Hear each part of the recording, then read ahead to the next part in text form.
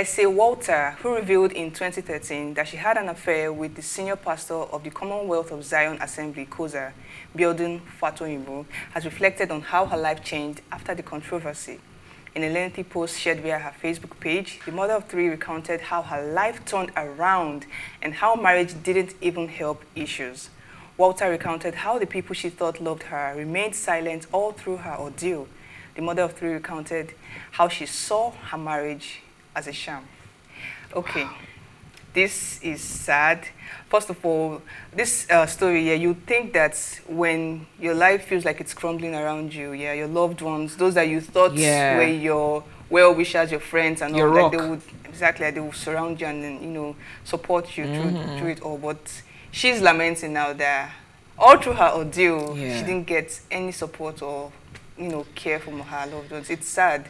It is sad, but we also have to look at the society that we come from. And then we also have to look at the generation that her mom comes from, right? That was a generation where people were not allowed to make mistakes. Of course, some of them made mistakes. Correct. Exactly. But in that time, doing or being in a situation where there's a scandal involving a married man and then a married pastor. Oh, that's like double scandal or triple scandal. So I think with parenting, it never stops. It's like a learning process. So at the time, maybe that's how her family thought, her mother, because she mentioned her mother, maybe that's how her mother thought it was the best way to handle it. And unfortunately, it didn't give Ese the support that she needed. Because to be honest, we live in a very religious society where people are going to say, oh, don't say bad things about a man of God, otherwise you'll be cursed and all that hullabaloo. Right. Then there are some things that happen around them that they just get away with because of the whole pastor title. So we don't know what happened in that situation, but Ese was very clear about what happened. And I remember the pastor said he was going to give a robust response, and I don't think that response ever came. So we don't have another side of the story. So we're going to go with what Ese has said. And I feel sorry for her because it took a lot of courage to actually be able to come out and say, look, I had an affair with a man who was married and a married pastor, then a pastor who's as popular as this man. Yeah, very popular, a lot of charisma, a lot of followers. So she is underestimating her own strength, actually, because she didn't get that support from other people, but she had it within her. And that's why she went on with her life. She's still living her life. She's healthy, because I think some people would have crumbled without that support system, maybe even had depression or gone into anxiety, things like that. So sometimes you're your own biggest rock, you're your own biggest supporter. And I think Ese needs to give herself a pat on the shoulder because she's strong. Well, do you think this would have still been the issue at hand if this pastor was not really a popular pastor? Because if he was like a, let's say, the average pastor in the country, she wouldn't have need to put this statement on social media.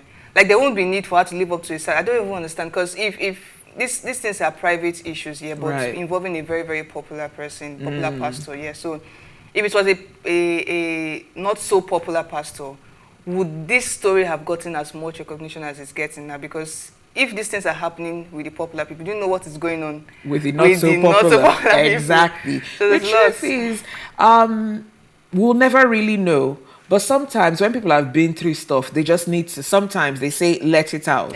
And maybe because she didn't have that support system in her immediate circle that she could talk to, she felt like, you know what, let's put it out there. Maybe there'll be someone out there that would relate with me, someone that would find the strength that she had, someone that would, I'm sure she's gotten messages from women who've been in the same position. Exactly.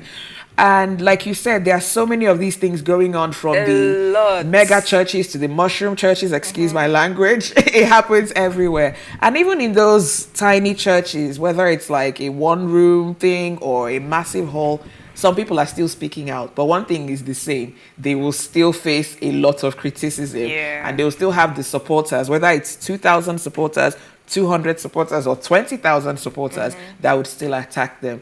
So yeah, it's the same thing, just on a much larger platform this time. Yeah, I guess everyone is entitled to their own opinion. So she should just look out for her mental health and not let social media and all its frenzy, get the most of her. That's very important. Yeah, moving on. Wizkid has once again made history after he became the first African artist to headline the famous music festival Rolling Loud. Machala. Wizkid headlined the third day of the Rolling Loud Festival in Toronto, Canada. His appearance made him the first African to headline a Rolling Loud Festival, and Wizkid marked the history night by thrilling the crowd with a captivating selection of his classic records.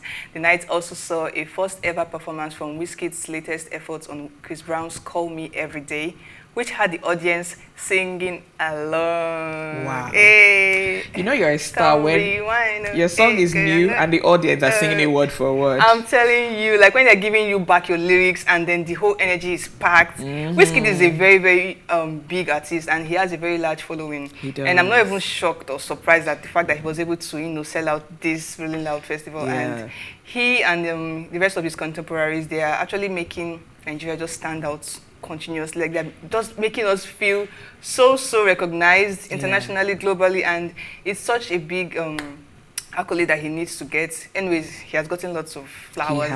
He's getting his flowers. But while we can appreciate, he's on the big stages and everything, we can't forget the work that this guy put in for years. Yeah, humble beginnings. Exactly. He worked hard. I know people who said they knew Wizkid when he would go and hang out in studios in Surulere. Yeah. He was a very young kid. Right. So he has worked his way up. So no one can just say, oh, you know what, I'm supposed to hammer because I've put out one album or I have one single that people are singing to. You have to be consistent. Yeah, trust the process. So I look at his journey and I'm proud of him because he should inspire other people that, you know what, I don't need to take the shortcut to be successful or to make money. It's more fulfilling when you look back and say, you know what, this is where I started. And I like that he hasn't distanced himself from his roots. Yeah, he hasn't. Yeah. And then he's one of the celebrities that you deem as very, very not too public, but public. Yeah. Because there are lots of things that you would think would get his attention, but he doesn't respond to. I like that. He has a good team. The team that's telling him, know when to speak, know when to keep quiet. I don't know if it's him or his PR. Oh, definitely his PR team. All of them work well together. And I think that's something a lot of Nigerian artists, not just musicians, even people in the spotlight in other ways, whether they're influencers or they are actors. Yeah. Sometimes just don't say too much. Don't give away too much. Yeah. Because the ones that we see and we know everything about them on social media. Well, I know all your songs. I know who you're hanging out with. I know what you're eating. I know when you're going to a club. I know when you're going to church. You know what? Why do I need to go to your concerts? It's too much. Exactly. Be like Wizkid. Anyways, Tea Time continues right after this music break. Don't go nowhere. We'll be right back.